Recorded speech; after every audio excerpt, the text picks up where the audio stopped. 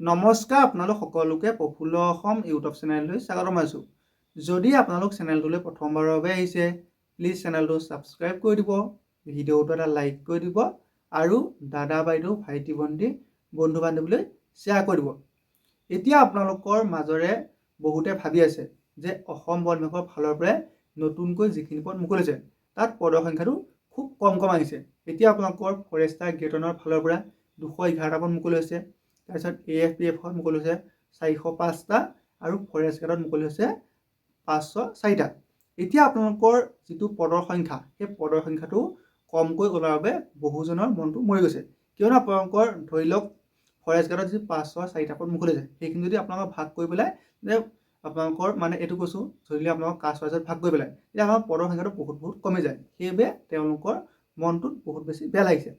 এতিয়া আপোনালোকৰ যিসকলে অসম বন বিভাগৰ পদৰ সংখ্যাটো কম ওলাইছে বুলি ভাবি মনটো বেয়া কৰি আছে, তেওঁলোকৰ বাবে বহুতে এটা ভাল খবৰ। আপোনালোকৰ অসম বন বিভাগৰ ফালৰ পৰা যেতিয়া এডভাৰটাইজমেণ্ট মুকলিছিল তাত আপোনালোকৰ ভেকেঞ্চি যিটো লিষ্ট সেই ভেকেঞ্চি লিষ্টটো টেণ্টেটিভ ভেকেঞ্চি বুলি লিখা আছে। গতিকে আপোনালোকৰ সময় সাপেক্ষে পদৰ সংখ্যাটো বঢ়াই দিব পাৰে।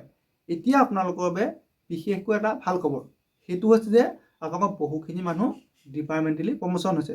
আজি কেইদিনমান আগত ফৰেষ্টাৰ গ্ৰেড 1ৰ পৰা ডেপুটি ৰেঞ্জাৰলৈ বহুখিনি মানুহ প্ৰমোশ্যন পাইছে। গতিকে আপোনালোকৰ ফৰেষ্টাৰ গ্ৰেড 1ৰ এতিয়া আকৌ বহুখিনি পদ খালী হৈ গ'ল। গতিকে আপোনালোকৰ পদৰ সংখ্যাটো ফৰেষ্টাৰ গ্ৰেড 1ত বাঢ়িব।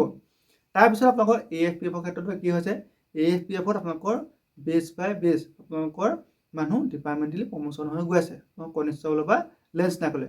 গতিকে আপোনালোকৰ AFPFতো আপোনালোকৰ 3 মাহ নাইবা 2 মাহৰ মূৰে বহুখিনি মানুহ খালী হৈ গৈ আছে। গতিকে AFPFতো পদৰ সংখ্যাটো বাঢ়িব।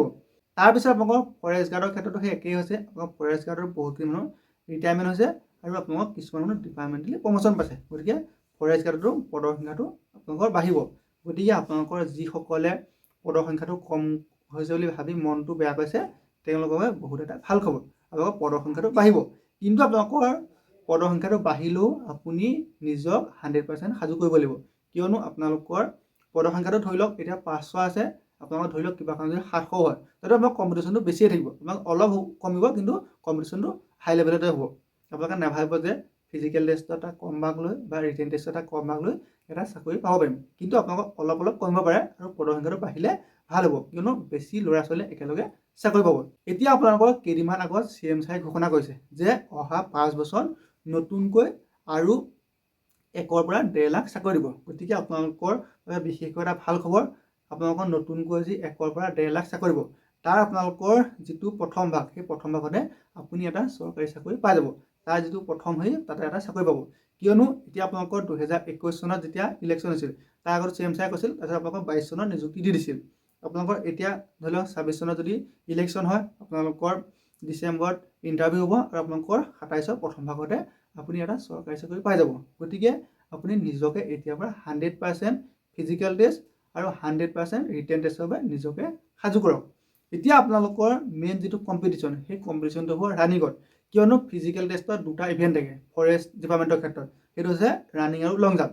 এতিয়া লং জাম্পটো 70 পৰা 75% ল'ৰা নাইবা ছোৱালীয়ে এক্সেল মাৰিব।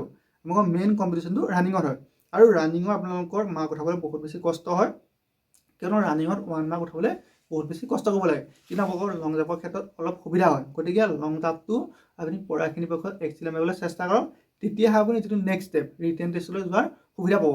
যদিহে আপুনি লং জাম্পটোত কিবা কাৰণত 17 নাইবা 16 পালে তেতিয়া আপুনি ৰানিঙত যিমান ভাল দৌৰিলেও আপুনি ৰিটেন টেষ্টলৈ যোৱাৰ বহুতটা চান্স কম থাকে। কিয়নো আপুনি লং জাম্পটো যদি আপুনি এক্সেল মাৰিব নোৱাৰি যদি 16 মাৰ্ক উঠাই দিয়ে, ইফালে আপুনি ধৰি লওক ৰানিঙত 18 নাইবা 19 নম্বৰ উঠোৱাটো ইমান সহজ নহয়।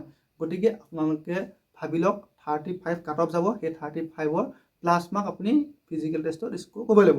আৰু ৰিটেন টেষ্টৰ ক্ষেত্ৰত একেই হ'ব। ৰিটেন টেষ্টটো বহুত বেছি হাৰ্ড হ'ব। আপোনালোকৰ যোৱাবাৰ ABUP পেপাৰখন চালে দেখিব আপোনালোকৰ পেপাৰখন আজিকালি হাৰ্ড হৈ গৈ আছে।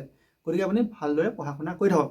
আৰু আপোনালোকৰ বাবে বহুত এটা ভাল খবৰ, যিসকলে এপ্লাই কৰিব নোৱাৰিলে তেওঁলোকে হয়তো এপ্লাই কৰিব পাৰিব পাৰে। এতিয়া আপোনালোকৰ অসম বন বিভাগৰ ফালৰ পৰা যিখিনি পদ মুকলি হৈছে তেওঁলোকে ভাবি আছিল যে আপোনালোকৰ এপ্লাই লাষ্ট ডেটটো হৈছিলে 22 ফেব্ৰুৱাৰী বুলি, কিন্তু আচলতে এপ্লাই লাষ্ট ডেট 22 ফেব্ৰুৱাৰী নাছিল, 8 ফেব্ৰুৱাৰী আছিল। গতিকে কিছুমানে পাছত কৰিম বুলি থৈ দিনে তেওঁলোকে এপ্লাই কৰিব নোৱাৰিলে। তেওঁলোক দুখত ভাগি পৰিছে। আপোনালোকক খুব সম্ভৱতঃ তেওঁলোকৰ বাবে ভাল খবৰ আহিব পাৰে। আপোনালোকৰ এপ্লাই লিংকটো আকৌ খুলিব পাৰে। আৰু আপোনালোকৰ যিসকলৰ বয়স বেছি হৈছে তেওঁলোকৰ বাবে ভাল খবৰ, আপোনালোকৰ যিটো অসম আৰক্ষী SI চাব ইন্সপেক্টৰ পদ আছে তাত বয়সটো বঢ়াই দিছে। আগতে আছিল 18 পৰা 26 বছৰ, এতিয়া 18 পৰা 27 বছৰ কৰিছে আমাৰ যিখিনি জেনেৰেল কেণ্ডিডেট। তাৰপিছত ST SC সকলে 5 বছৰ আৰু OBC MOBC সকলে 3 বছৰ এজ চিলেকশ্যন হ'ব। মানে এজন ST SC কেণ্ডিডেটে 18 পৰা 32 বছৰলৈ আৰু এজন OBC MOBC কেণ্ডিডেটে 18 পৰা 30 বছৰলৈকে এপ্লাই কৰিব পাৰিব। গতিকে আপোনালোকৰ বহুত এটা ভাল চান্স আগত আহি আছে।